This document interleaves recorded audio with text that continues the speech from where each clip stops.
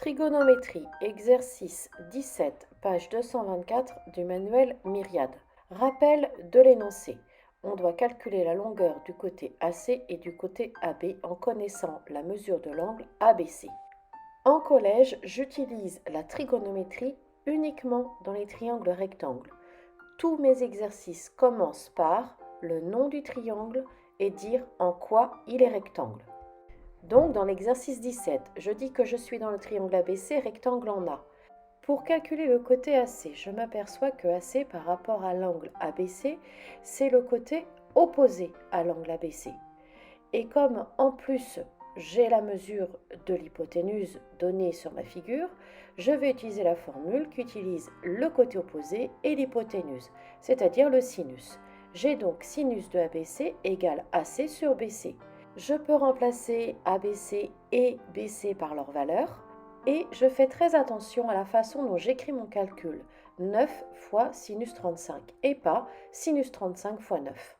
En effet, cette écriture veut dire que je fais d'abord 35 fois 9, puis le sinus. Si je mets le sinus en premier, je dois écrire sinus parenthèse 35 et je ferme ma parenthèse fois 9. Grâce à l'application du produit en croix, je trouve que AC est égal à 9 fois sinus 35, c'est-à-dire que AC est environ égal à 5,2 cm. Je n'oublie pas de marquer mon unité à mon résultat. Pour calculer le côté AB, AB est le côté adjacent à l'angle ABC. Donc cette fois-ci, je vais utiliser la formule qui utilise le côté adjacent avec l'hypoténuse, c'est-à-dire que je vais utiliser le cosinus. J'ai donc le cosinus de ABC qui est égal à AB sur BC. Je remplace ABC par sa valeur et BC par sa valeur. Ça me permet d'écrire que AB est égal à 9 fois cosinus 35, c'est-à-dire que AB est environ égal à 7,4 cm. Exercice 18, page 224. Rappel de l'énoncé. Cette fois-ci, on me donne un triangle rectangle avec l'angle DFE et je dois trouver les longueurs FD et FE. Pour calculer la longueur du côté FD, je m'aperçois sur ma figure que FD est l'hypoténuse. On me donne la mesure de l'angle DFE et la mesure du côté DE, qui est le côté opposé à l'angle DFE. Il faut donc que je choisisse la formule trigonométrique qui parle du côté opposé et de l'hypoténuse, c'est-à-dire le sinus. J'ai donc sinus de EFD qui est égal à DE sur DF. Je remplace EFD par sa valeur et DE par sa valeur. Sinus 56 égale 7 sur DF s'écrit aussi sinus 56 sur 1 égale 7 sur DF. Pour trouver la valeur de DF, j'applique le produit en croix. Sinus 56 fois DF est égal à 7 fois 1. Donc j'écris mon égalité de produit grâce au produit en croix.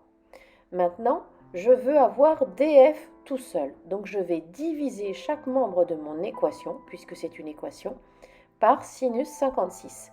Je vais donc avoir DF égale 7 fois 1, que j'écris 7 directement, divisé par sinus 56. Revenons à la rédaction, j'écris donc que DF est égal à 7 sur sinus 56, donc DF est environ égal à 8,4 cm. Pour calculer FE, je remarque que FE est le côté adjacent à l'angle DFE. Je dois donc utiliser la formule trigonométrique qui parle du côté adjacent et du côté opposé, c'est-à-dire qu'il va falloir que j'utilise la tangente. J'ai donc tangente de EFD égale DE sur FE. Je remplace l'angle par sa valeur et DE par sa valeur. Ça me donne tangente 56 est égal à 7 sur FE. J'applique le produit en croix, je trouve que FE est égal à 7 sur tangente 56, c'est-à-dire que FE est environ égal à 4,7 cm.